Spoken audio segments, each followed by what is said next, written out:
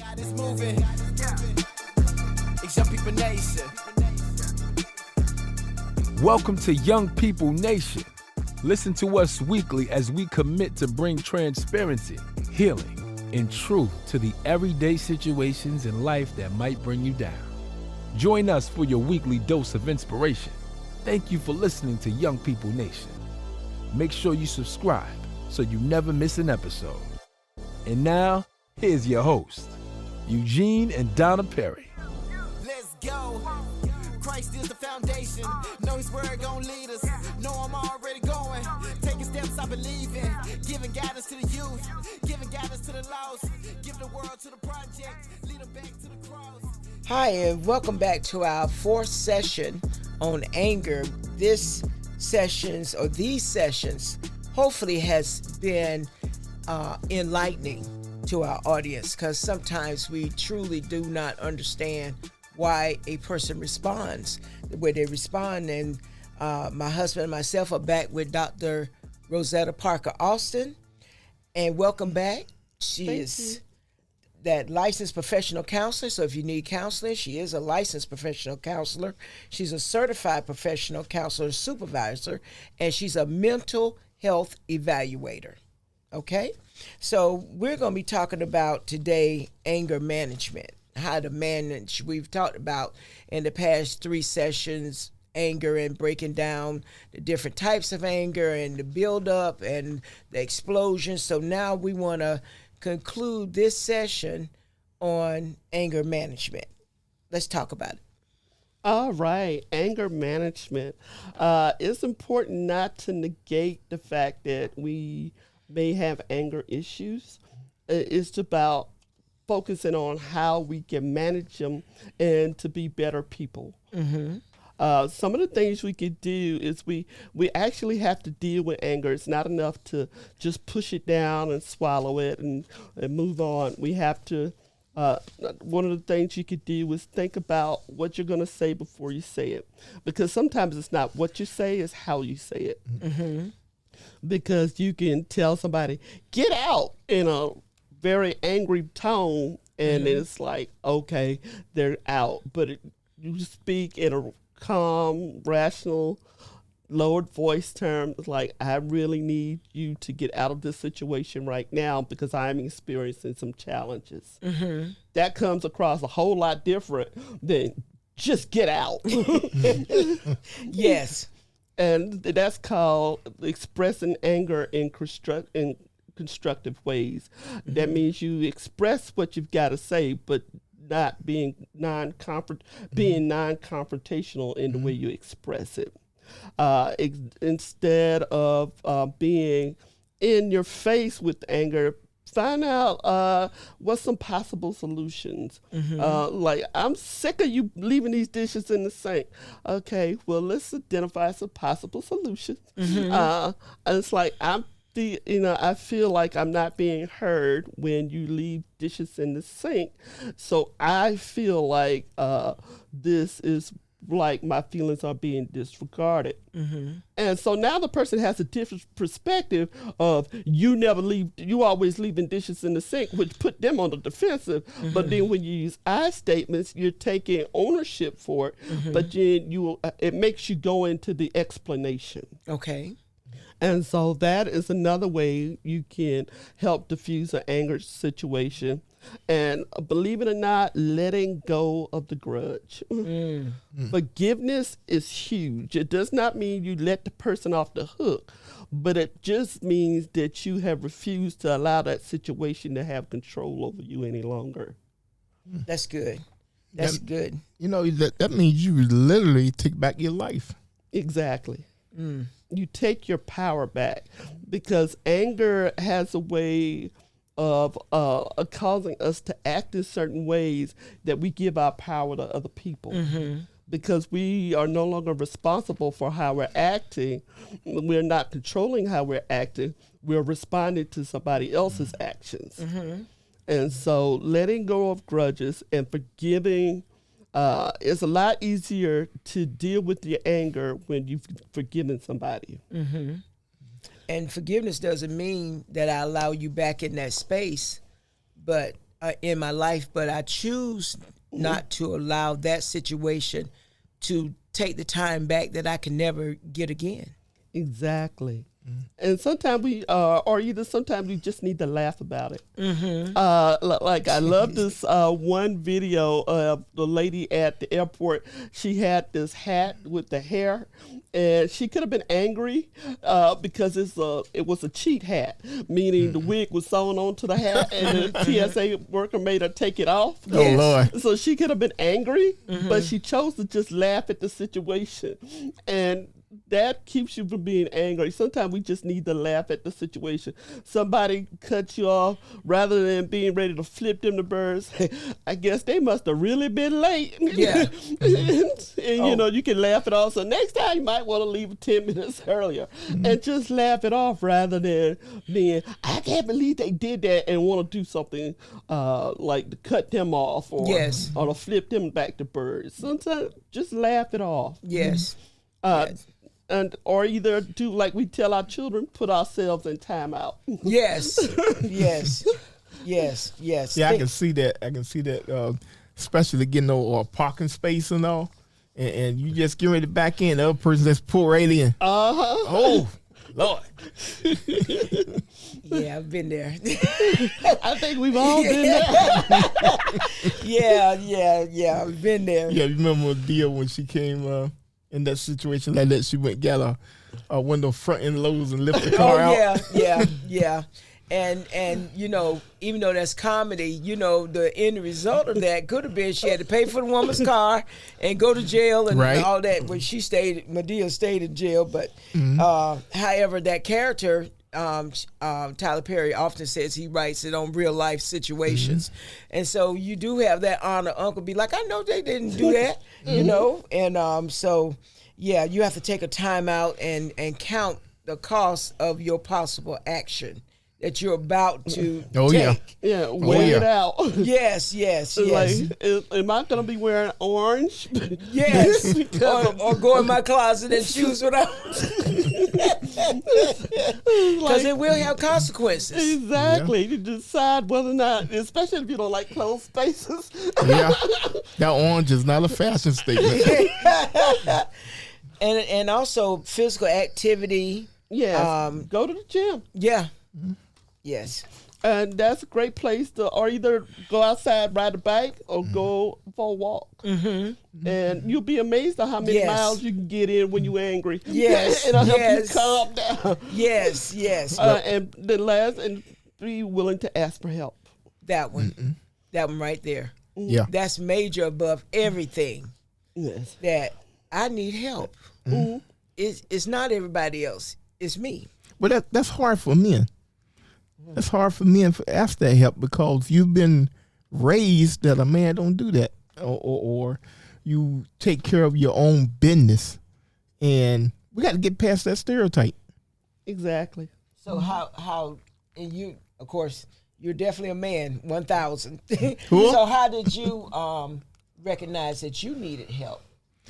Well, when my health started going bad, and you gave me that look, and I knew that it was time for to do something. I was honest enough with myself to say, hey, I need some help.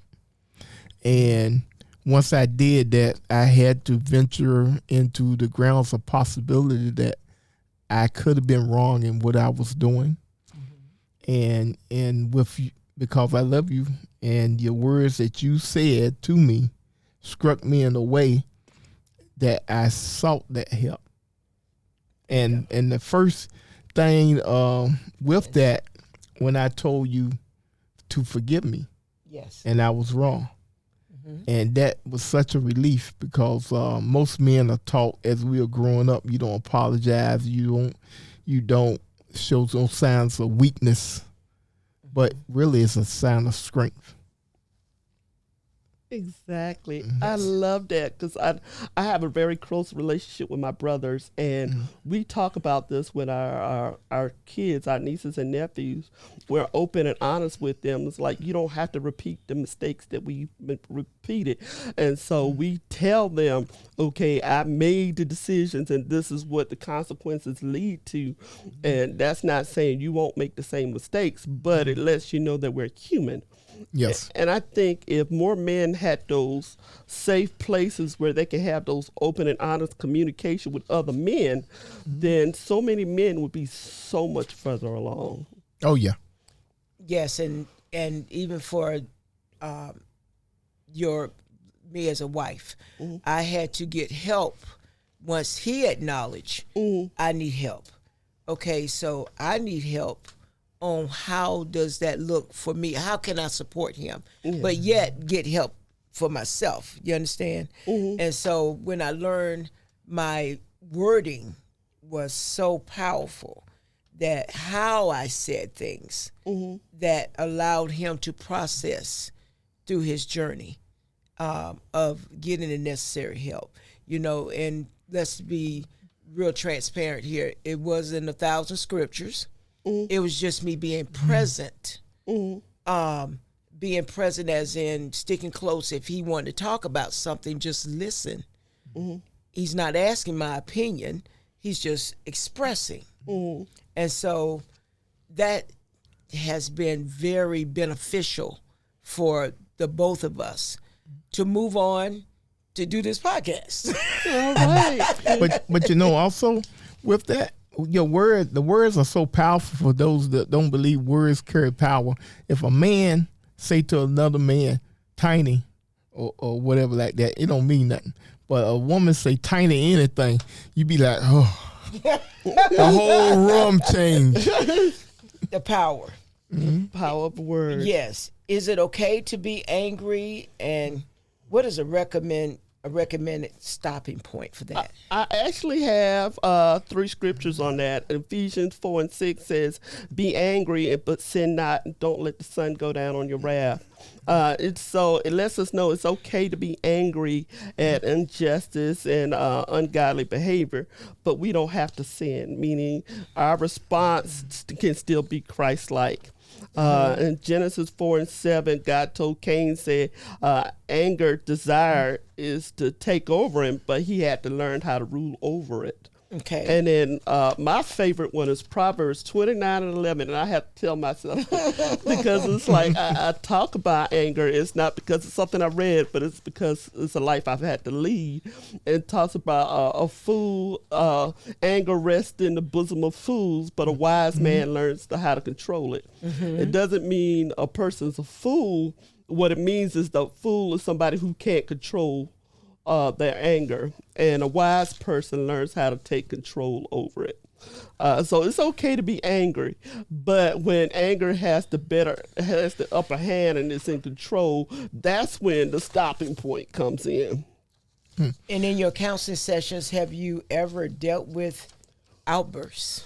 I've had to deal with some outbursts in counseling sessions when people are in heated discussions, but that's just opportunities for us to communicate, because I would rather somebody be honest and say whatever they need to say without sugarcoating and dressing it up.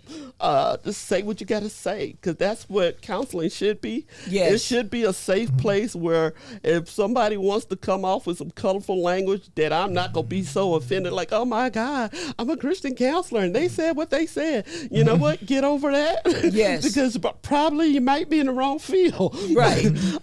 So if somebody's angry and when they come in and they want to use colorful language and say what they got to say, I'd much rather be that safe space for them, because I may be the bridge that's standing between them and somebody else.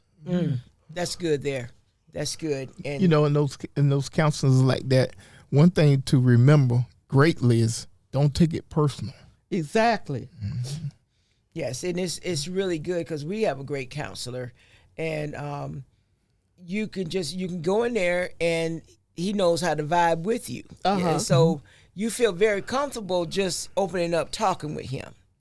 So that's very important. Yes, finding a counselor that you can be yourself with. Because if you got to be fake and phony with the counselor, that is not the right counselor for It's you. wasting money. It's a and waste time. of money, time, effort, resources.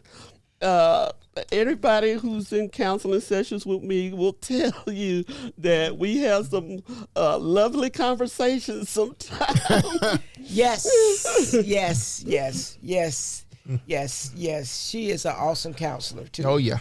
She is. She really is. The danger of undealt with or unresolved anger. I would say one of the greatest dangers of unresolved anger is self-sabotage, because a lot of times when people don't deal with their anger, they self-sabotage relationships, they self-sabotage successes.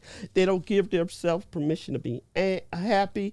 They're always looking for that other shoe to fall. And what happens when that's going on? Sometimes unresolved anger leads to unexplained pain in the body. And then when people are in pain, they take medications, and sometimes it's prescribed, sometimes it's not. And so that can lead to addiction, which is a whole different cycle. Or it can lead to relationship issues, family, friends. If people don't want to deal with you, then it's a good indicator that there's something going on that needs warrant. Well, there's a good indicator that there's something that needs to be looked at, because everybody's not wrong. Correct. Major. Major. Well, let's go into the health issues. Some of the health issues with dealing with anger is high blood pressure. There's depression. There's anxiety. And one of the things about anger is we don't realize that when we allow ourselves to become angry, it takes 30 minutes for the body to settle down to a normal state. Wow. So let's say you done got angry and you done moved on. Well, it still takes your body 30 minutes to calm down, because the adrenaline and the cortisol that's popping and pumping in your body at that time, it takes 30 minutes for it to level off. And depending on the level of anger and rage, it could take days for it to level off. Well, you actually have a stroke then. Exactly. Strokes is one of the cups can be a result of somebody who has just gone off the deep end and stroked out. Oh my goodness. So some of the resolutions also that we have here is in tracking anger in your body, start journaling, interrupt angry thoughts, find a physical outlet for your anger. Let's talk about that. Okay, track anger in your body. It's like one of the things that if I'm dealing with anger and I start feeling something in my chest, then I'm like, okay, it's time to stop, dial it back, because sometimes we feel it in our physical body, whether it's somebody's clenching their teeth, or they just got tight in the jaw, or they all of a sudden they just start feeling really tired and emotionally exhausted, and they're like, I got nothing left to give, because truly, honestly, they have nothing left to give. It's physically exhausting them, or it's people who always have stomach issues. So you got to track that in your body. If that's going on, pay attention. Journaling, I tell people all the time, especially in counseling, write a letter. Whoever did whatever they did, write a letter to them. This is a no-holds-barred letter, and you're not going to mail it or give it to them. But this is a letter where you could just be open and honest about what you're feeling and how you're feeling it. And so write that letter, because sometimes dealing with anger is just about getting it out. And that's another way to interrupt the angry thought by taking some time out, pause, think about what you're thinking about, and then find a physical outlet. I would say be careful about using rage rooms, because if you have anger management issues, going to a rage room is not healthy, because you have taught yourself that if I'm angry and I get to go beat up something, I have an outlet. And there's like, you do not want to train. If you have anger management issues, you don't want to train yourself that I get to hit something and I feel better. You talking about the Incredible Hulk image. And next thing is practice meditation. Meditate, and this is me. You can pray, practice mindfulness, feel like understand why you're feeling what you want to feel, what you're feeling. I will tell you, there's a trick when you're feeling, if you're meditating and you're breathing and you're practicing exercises and none of that's helping, get an ice cube, put it on your wrist, or put it on the center of your forehead right above your nose. Because what the ice cube does is it shocks your body, and it helps reconfigure your thoughts. Okay. So that's a trick that or that you can use, or either put, I wouldn't say use a rubber band, but you could tighten something around your wrist. That would, like if you got a watch, just pull on it. Okay. Because that's training your brain to take away from what you're focusing on. And use I statements and get help for any repression that you're feeling about. I love the ice cube though. Okay. The ice, sometimes you could just stop by the store and get that cup of ice or whatever. Okay. Oh, wow. Many, many, many, many factors that have been expressed in these 4 sessions on anger. And so that was a lot to unpack. However, what we're hoping is that the listeners have found some form of resolve, and just be honest with yourself that you're not okay, and it's okay not to be okay, but don't stay okay. No, not okay, excuse me, I'm sorry. Let me rephrase that. It's okay to say, I'm not okay. However, don't stay there. Exactly. Get help and acknowledge you need help. Everybody is not wrong if you're the common denominator. Exactly. Okay, well, Dr. Austin, talk to us in these sessions that we talked about with anger. I would just say be open, be honest, and be willing to do the work to become the best version of yourself for yourself. It's not about dealing with your anger for anybody else but you. Because a lot of times we try to make changes in our lives for other people. These changes have to be for us as individuals, and your desire to be your best person. Because when you're at your best, everybody else benefits from it. Oh, nailed it right there. Yes. Not doing everything for everyone else, but do it for yourself, because if you're at your best, everyone else that's in your community benefits. Exactly. Awesome. Well, Mr. Perry?